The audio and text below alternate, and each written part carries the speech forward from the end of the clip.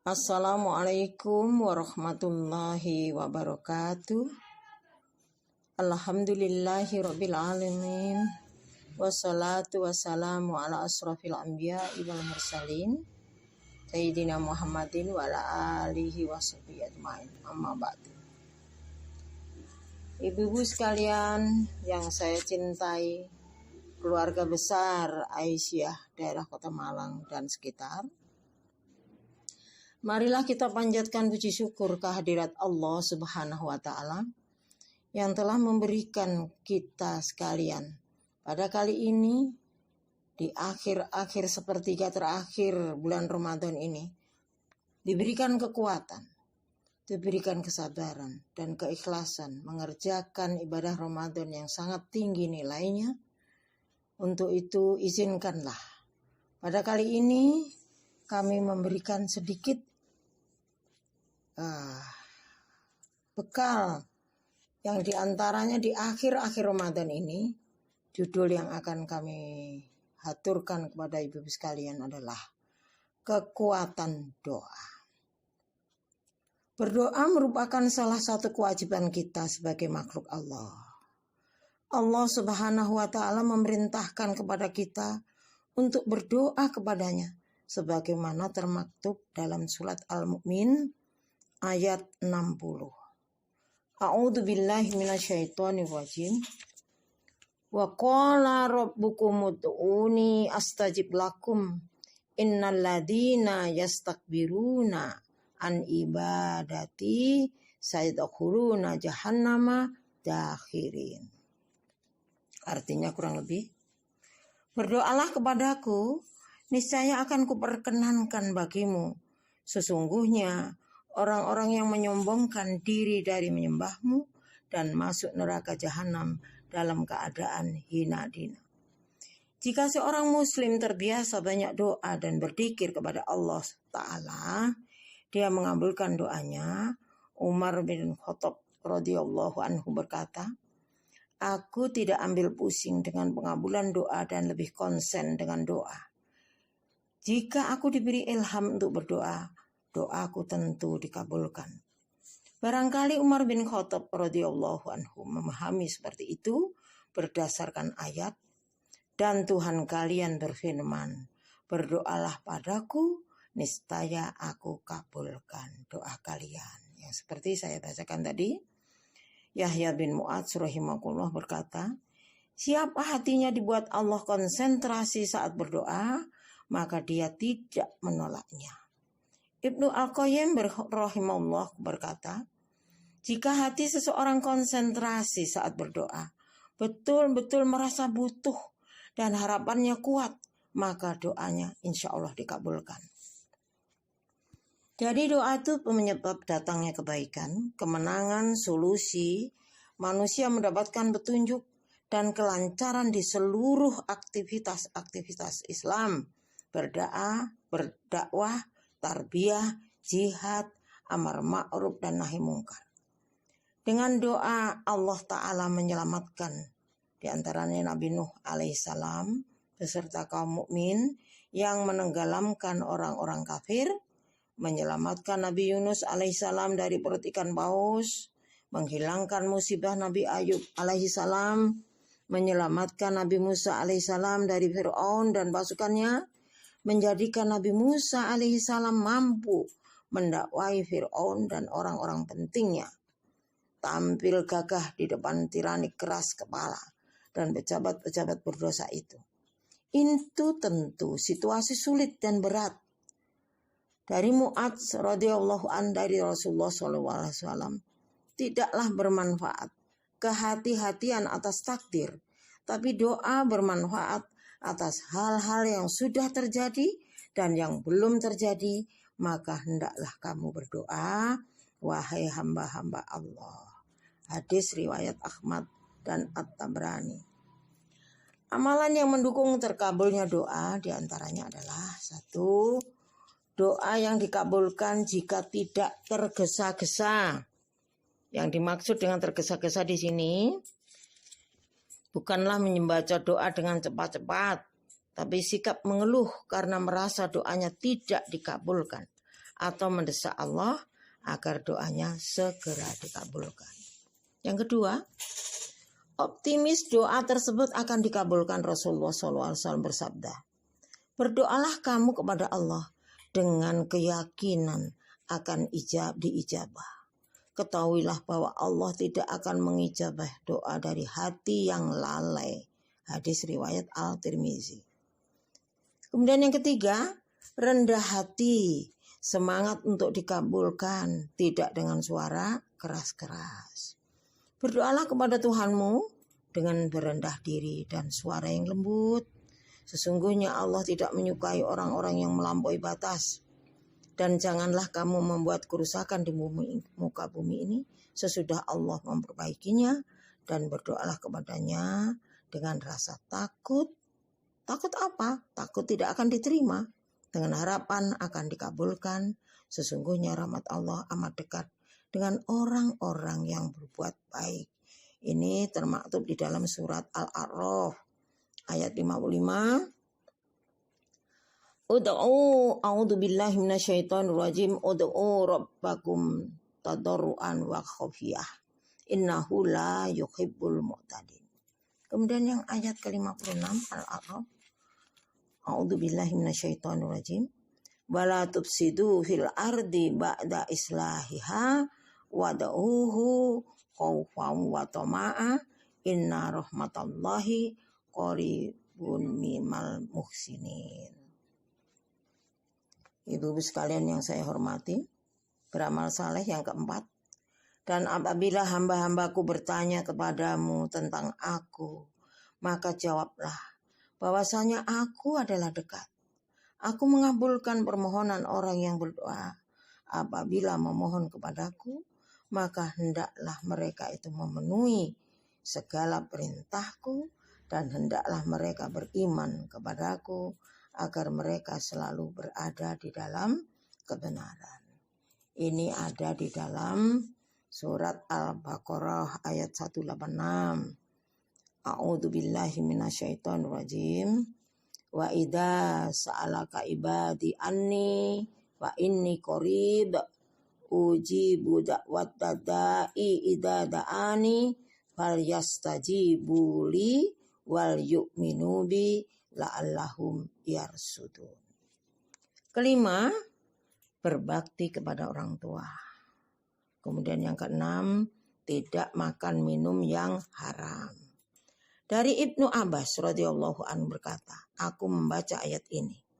Kemudian Nabi SAW bersabda, manusia makanlah oleh kalian dari apa-apa yang ada di bumi ini, yang halal dan baik. Kemudian Sa'ad bin Abi Waqqas berkata, ya Rasulullah, doakanlah hamba agar menjadi orang yang doanya dikabulkan. Rasulullah menjawab, hai Sa'ad, baiklah kamu dalam makan, kamu akan menjadi manusia yang doanya dikabulkan.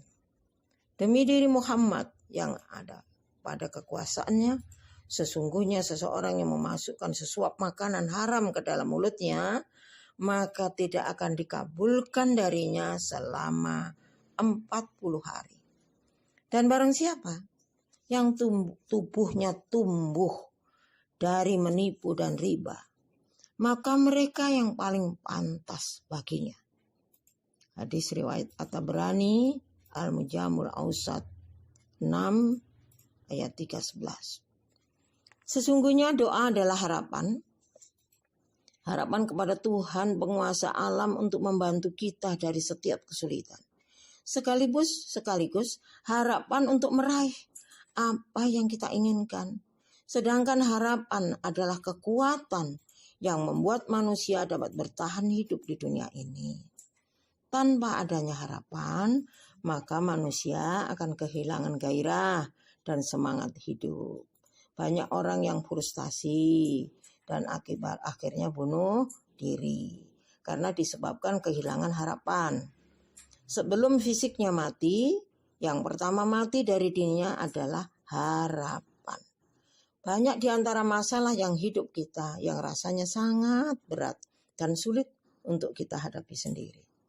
Jika kita hanya menggantungkan harapan pada diri kita sendiri, Banyak yang akhirnya putus asa karena ternyata sering mengalami kegagalan demi kegagalan. Maka dengan doa sebenarnya kita menggantungkan harapan kita kepada Allah Subhanahu wa Ta'ala. Tentu saja kita akan menjadi optimis karena tempat kita menggantungkan harapan adalah penguasa dan raja alam semesta ini. Berdoa kepada Tuhan sesungguhnya juga sifat fitrah manusia, walaupun ada sebagian manusia tidak percaya kepada Tuhan. Namun ketika mereka menghadapi kesulitan, ketakutan dan kepanikan dalam hidup, mereka pasti mengucapkan, "Ya Allah, tolonglah kami. Ya Tuhan, tolonglah aku." Sebagaimana kisah sekelompok orang ateis yang banyak kita mendengar dan membaca, yang menaikin kapal, tiba-tiba kapalnya dihantam badai yang dahsyat dan seakan-akan kapal itu akan tenggelam. Saat itu tidak ada yang dapat menolong, maka spontan mereka pasti mengatakan, "Ya Tuhan, tolong kami. Ya Tuhan, tolong kami." Atau kisahnya tenggelamnya kapal Titanic. Banyak di antara penumpangnya yang merupakan orang-orang kaya, contoh nih, adalah orang-orang yang sombong dan lupa kepada Tuhan. Bahkan pemilik kapal itu sendiri mengatakan bahwa inilah kapal yang tidak akan bisa tenggelam. Tuhan pun tidak bisa menenggelamkannya. Tapi kita lihat kan akhirnya bagaimana kapal itu menabrak gunung es tanpa bisa dihindari. Itu ada sedikit contoh-contoh saja.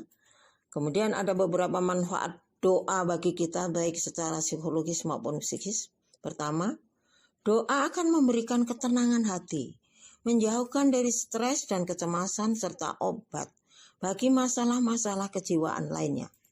Kita manusia banyak memiliki kelemahan. Kedua, doa menyehatkan tubuh dan dapat menyembuhkan penyakit. Ketiga, doa menghilangkan kesulitan hidup, pembuka pintu rezeki, dan pengabulan Allah akan tujuan dan cita-cita hidup kita. Ibnul Qayyim rahimakumullah mengatakan, doa adalah sebab yang paling dominan untuk meraih sesuatu yang diharapkan dan menolak sesuatu yang dibenci. Jadi itu banyak sekali kita baca di dalam pedoman zikir pagi petang. Coba ibu sekalian perhatikan, banyak situ doa-doa yang mencakup seluruh keinginan kita. Namun kenapa doa yang belum dikabulkan sampai saat ini? Penyebabnya antara lain, pertama, kita belum sungguh-sungguh berdoa dengan penuh keimanan dan keyakinan kepada Allah. Yang kedua, kita belum sungguh-sungguh untuk taat dan beribadah kepadanya. Ketiga, kita tidak mau atau jarang berbuat kebaikan kepada sesama manusia.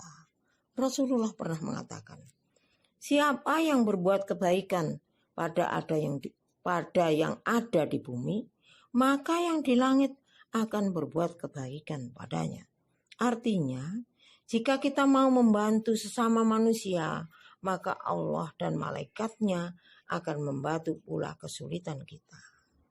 Itu yang ketiga. Kemudian yang keempat, kita melakukan perbuatan yang membuat Allah marah kepada kita, yaitu perbuatan yang dilarangnya. Oleh karena itu, ibu-ibu sekalian, agar doa kita dikabulkan oleh Allah Subhanahu wa Ta'ala, maka lakukanlah kebalikan dari hal-hal yang menyebabkan doa kita tidak dikabulkan di atas, ditambah dengan beberapa perilaku lainnya.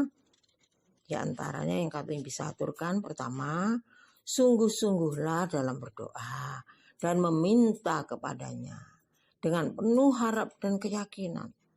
Cepat atau lambat, insya Allah doa Anda pasti dikabulkan. Kemudian yang kedua, sungguh-sungguhlah untuk taat beribadah dan menyembahnya. Lakukan perbuatan yang disukai dan diperintahkan, maka tunggulah saat yang tepat, doa Anda akan dikabulkannya. Yang ketiga, berbuat baiklah kepada sesama dan bantulah orang lain. Kita telah membahas khusus untuk keajaiban dan rahasia berbuat kebaikan kepada orang lain. maka Tuhan pun akan berbuat kebaikan pada kita. Terutama saat-saat sekarang, banyak teman-teman kita, saudara-saudara kita yang kesulitan. Sudah banyak kita dengarkan kesulitannya apa, kita semua sudah tahu. Yang keempat, jangan melakukan perbuatan yang dilarangnya atau perbuatan yang merugikan orang lain seperti menipu, melalaikan tugas dan tanggung jawab, korupsi, dan sebagainya. Kemudian yang kelima, berdoalah dengan kerendahan hati dan mengangkat kedua tangan kita memohon kepadanya karena kita adalah hamba-Nya yang meminta kepadanya. Nabi Muhammad mencontohkan bagaimana berdoa dengan mengangkat kedua tangan. Keenam, minta ampun dan bertaubatlah kepada Allah Subhanahu wa taala juga dengan sungguh-sungguh agar Dia memaafkan dan mengampuni kita. Kemudian Dia sudah mengampuni kita, maka doa kita akan dikabulkannya. Terakhir, ketujuh, berusahalah dengan maksimal dan sungguh-sungguh. Inilah kedasatan doa itu. Jika kita terus melakukannya dengan syarat-syarat di atas, maka insya Allah kebahagiaan di dunia dan yang kita inginkan dan tercapainya tujuan kita, hidup kita, lepasnya kita dari masalah fisik maupun psikis, serta kebahagiaan di akhirat akan tercapai. Cepat atau lambat kita akan membuktikan sendiri betapa dahsyatnya doa itu. Begitulah para ibu sekalian yang sempat mendengarkan, melihat sedikit pesan-pesan ini. Semoga kita diberikan kekuatan oleh Allah Subhanahu wa taala, khususnya di 10 hari terakhir ini. Diberikanlah kita semuanya Lailatul Qadar, ampunan Allah, dan kebaikan-kebaikan setelah ini. Apa yang bisa kita berbuat, kemaksimalan ketaatan ibadah kita di bulan-bulan mendatang. Terima kasih. Wabillahi taufiq wal hidayah. Wassalamualaikum warahmatullahi wabarakatuh.